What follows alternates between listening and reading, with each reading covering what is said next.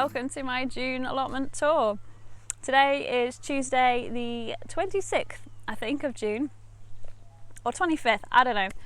Either way, I'm not getting any better at making these videos any earlier in the month, so sorry about that. Maybe this is just going to be the way it is, I don't know. It's been quite a busy few weeks, and I'm sure I always say that, but it really has.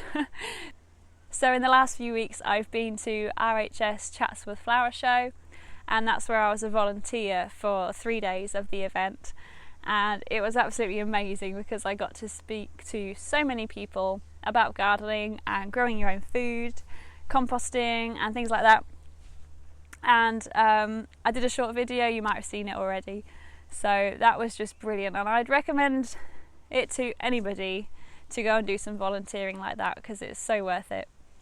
And then, not last weekend, but the weekend before, I was at the BBC Gardeners World live show, and there I got to meet so many other bloggers and social media gardeners that I only know online, so it was really nice to actually get to know them and actually meet them in the flesh.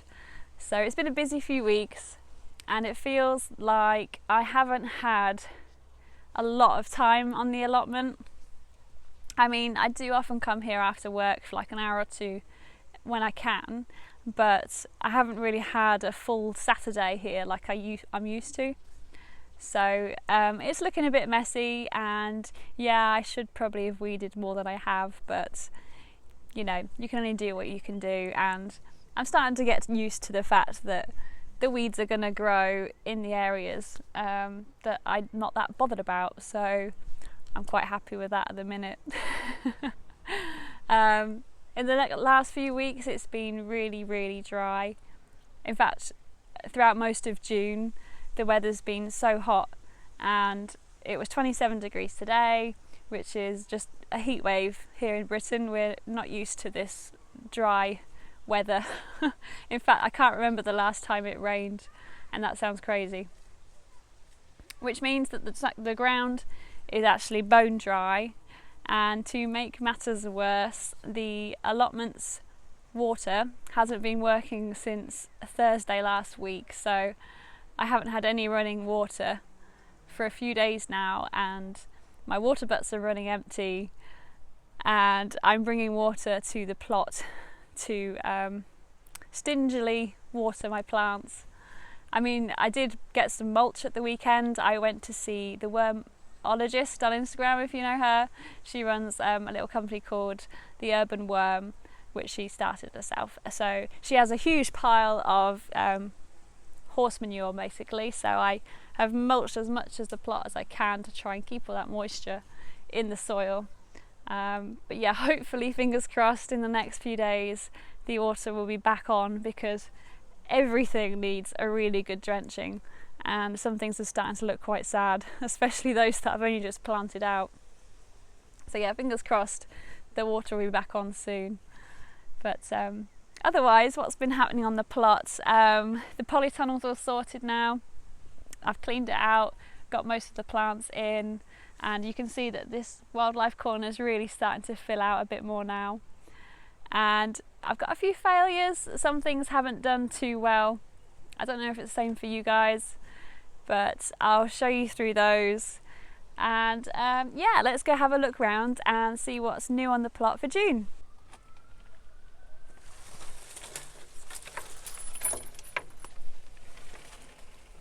Yeah, you can't really see very much. The hedges are just really growing out into my plot at the minute, so I need to tame some of them back. The herb bed has gone wild, but if I turn to the left, the roses some of them are still coming, but most of them have now got rose hips, which I like to leave on the plant so that you get some extra interest when these start to turn red.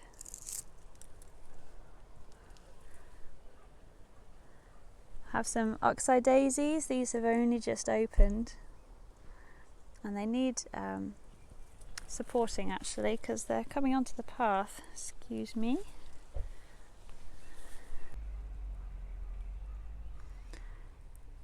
As for the pond, well, you can't really see into it much at the minute, and I need to fill it up with some more water because it's been so dry. The water's running really low. Oh, look! It's Big Mama. I'll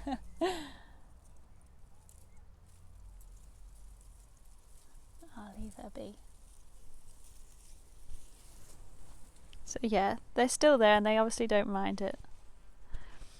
But right here at Raspberry Jungle, I've actually got fruit now, and I've only just started to pick the first of the fruits, but they're so sweet. In fact, I just want that one now.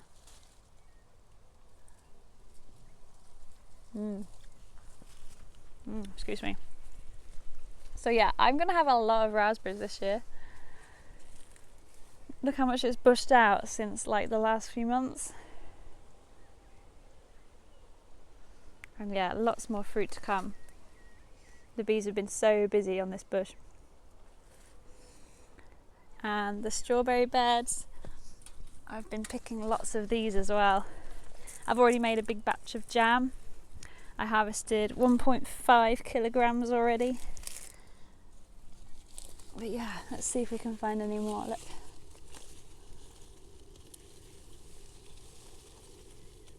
Lots and lots of strawberries. They're so sweet. I'm going to stop eating on camera because it's not very good manners, is it? Look at the size of that one. It's huge. Definitely coming back for these. So yeah, it's been a good year so far for strawberries.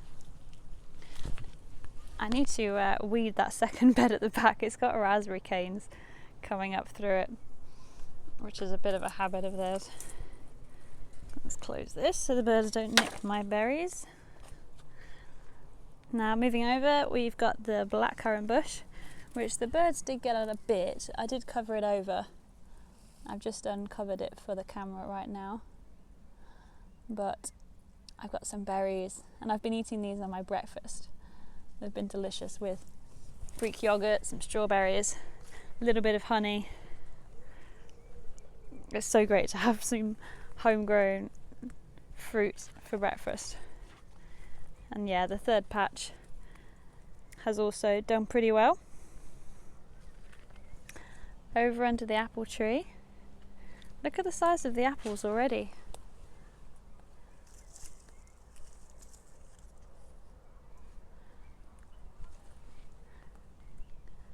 Hoping to make lots of different recipes with these this year. I really enjoyed making an autumn chutney that had lots of apple in it. It tasted really good. These are the autumn raspberry canes. They're quite high already. That one's up to my shoulder.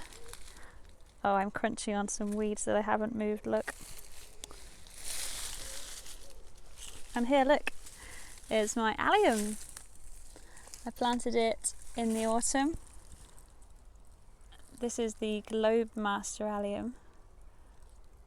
It's not as big as I thought it would be, but it is still pretty incredible. Like big lollipops.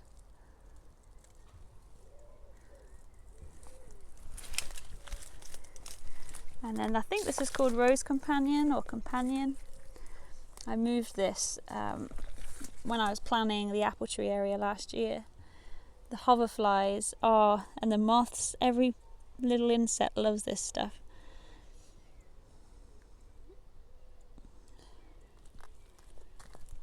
I just love that colour as well. It's so vibrant and looks lovely in the evening sun as well.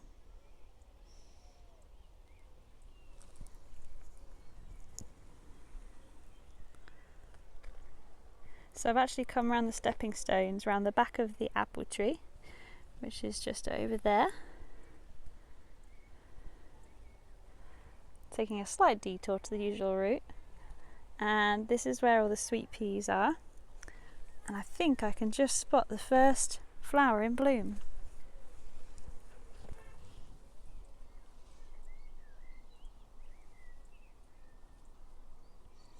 I can't remember the name of the variety right now. It's a gorgeous crimson burgundy colour. And that's my first ever sweet pea. wildlife corner. Really filled out. Haven't yet repaired the bird bath. Oh, hopefully I'll do that in the next week or so. These lovely little poppy ornaments I got from one of the shows. I just fell in love with the metal. There was so much metal at all the shows, and I love that rusted orange colour. This is a new feature for my garden this month, and it's actually got my carrots in it. It never used to be this rusted orange colour though. Originally it was a shiny white kind of colour, and I picked it up on a special offer in the January sales from Homebase, as did a lot of other gardeners, I believe. But I put it up and the bright white colour just didn't seem to suit my plot, and in fact I thought it looked a little bit like a bathtub. So I decided that I was going to get it, well, originally I wanted to get it rusted so that it had this really textured tarnished kind of old style effect, but the guys who I went to couldn't do it, so they painted it instead. And I'm still really happy with it. I think it blends much nicer with my plot. It works with all the terracotta that I've got around and my ready kind of shed. But unfortunately the carrots aren't doing too well because it's been so dry. But I've got a few going. I need to sow another row because it's not really too late to sow carrots. And hopefully this will help prevent the carrot fly. I do have some, this stuff, what's it called, to cover it with, so hopefully they won't get in there, so that's another barrier. So yeah, this is my new feature for the month, and yeah, I'm really pleased with it. So past the carrot bed we come up to my squash bed, and here I've got the butternut squash and the honeyboat squash. This one though is actually a courgette, so I've got one on the way already. I've planted out my dahlias in this bed here and given it a good mulch with rotted horse manure. I've also got some nasturtiums here, and that's a ladybird nasturtium that will be like a soft pink peachy colour with a red spot in the middle. I do have a few more dahlias to go out, but they're not quite ready yet, and I need to prepare the ground over here. Now, the potatoes were really struggling about 3 or 4 weeks ago when we had a lot of trouble with the slugs. In fact, I did lose an entire row here, but all the others I've bounced back a bit now that I've given them a seaweed feed. They seem to have perked up a little. Harvested the garlic. Here it is in my lovely trug. And I've got some mixed sizes, but generally I'm really pleased. So this is all quite dried out now. I've actually kept it in the car where it's been really hot in the last few days so that they're nice and dry. And I do plan on platting these. Never done it before, but hoping that they'll store nicely and look quite pretty, maybe up in the shed or in the kitchen. The onions have been terrible, as they always are. I don't know why I grow them. And at the back there, I recently sowed some parsnips, but you can barely see them. They've only just come through the ground, so this is a bit of a failure of a bed, but the garlic has been quite good. So if you remember, I'm growing 3 different peas, and 2 of them have pretty much failed because the birds have eaten them, and also the pea weevil, which is why I put the netting up to try and stop the birds, but it didn't stop the pea weevil. Look at the leaves, they're all small and they've been eaten to bits. So what I'm doing is I'm making most of the structure that I've built, and I'm planting out some cucumber plants here instead for it to climb. And the same goes for the second row, because those peas also haven't done anything. But I do, if you can see there, have lots of little cucumbers. That was to scare the birds. So hopefully I'll have cucumbers instead of peas this year. But they weren't all failures. The seeds that I'm trialling from Sutton's, a purple podded pea, I think it's Dutch, I can't remember how you pronounce it, Look, I've got loads of them coming. And these are great because you can eat them as like a sugar snap. Not a sugar snap, a mange too, like this, where they're quite thin in like a stir fry or something. Or you can wait until they become podded peas. But look at the flowers, aren't they gorgeous?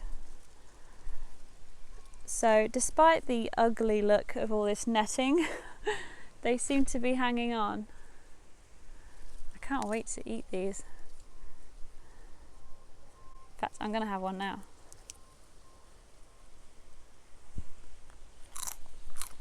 So crunchy. Really fresh as well. So by my feet, I have another courgette plant. I'm growing yellow ones this year because I wanted a bit more colour on my plate. And I've already got 2 or 3 coming along. And if I spin round, you have the lettuces.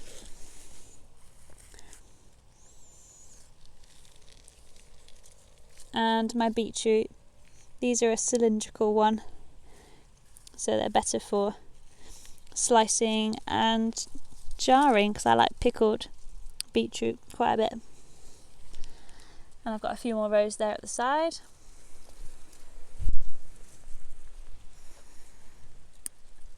Over in the rockery bed, I've actually planted out all the dahlias now and a couple of random chili pepper plants because I didn't have any compost to put them in a pot, so he's there for now while it's really hot, just to keep him cool. But yeah, I can't wait for all of this to come into bloom now. And I've got some gladioli at the back, and I really hope that they're in bloom next month. Now, as for the mound, well, it was an ambitious project to think that I could get all of this cleared this year with everything else that I've had going on. So the bindweed is taking over and it's a bit of a menace. Look at it. I need to get that flower. But I've cleared a small amount at the top and I've actually planted a couple of cosmos, some of which are in flower. These were from Chatsworth. I was able to take these from the show, and I've planted a few smaller ones there as well. But yeah, it was a bit of a ambitious project to think that I could get all of that done, but never mind. And if we go inside the polytunnel, it's all looking pretty good. I recently cleared this left hand side where I did have a big table with all my plants on, and it was a right mess. But now my pepper plants are there. And on the right we've got all the tomatoes, some of which are beginning to flower already. I could take those off actually for it to concentrate its energy into growing taller, but I'm going to leave that for now. Oh look, I got a side shoot there. So as most of you know, if you get a side shoot like this in between a right angle, that needs to come away. There we go. So I'm using my string support system again this year, because last year it was just brilliant. It meant I didn't have any bamboo canes wobbling around like this one, which I haven't strung up yet simply because I've run out of string. So basically what I do is I take a long piece of string, tie it to one of these bendy wire plastic things that I get from Poundland, and tie that to this and then wrap that around the base of the plant. You then take the string up, wind the plant around the string, secure it in a few places, and then keep going all the way up. Here it goes round some bamboo canes that go down the length of my polytunnel, and then that loops around the top and back again so that I can adjust it if I need to. So you can see that, if I need to change the length, I'll just pull that. And yeah, it just means I don't have lots of canes everywhere. It makes it much tidier. If you're wondering what my bottles are doing on the floor, this is how I water my tomato. So basically when I plant the tomato, I also sink one of these bottles in the ground. It's got lots of drilled holes down the side and underneath. So when it comes to watering, I stick the hose in here and all the water or plant feed goes straight to the plant where it needs to be, rather than sticking around on the surface here where it would be in the prime conditions for creating blight, basically, because they thrive in damp conditions. So that's how I water my plants and string up my plants. And I've also got some basil growing in between all of the tomatoes. On this side we've got all my chili plants and chili peppers as well. This is a cayenne, purple cayenne, and I've got one already, look.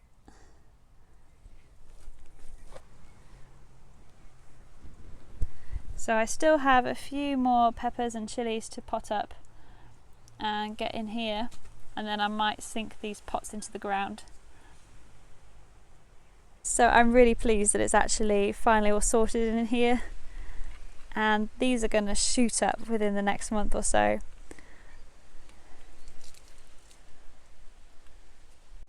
So this is how my plot is looking at the end of June. A little bit messy there at the back, but it's a working allotment at the end of the day.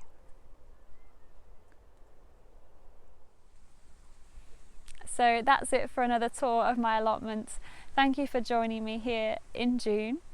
Next month we'll have lots more harvesting going on. The courgettes will be going crazy. Maybe we'll have some dahlias in bloom, who knows. But until then, I would love to know what's growing well for you this year. Is it the strawberries or the peas? Maybe you're having a few failures. I'd love to hear from you. If you want to drop a comment below and I'll get back to you. So thanks again for watching, and I'll see you guys in July.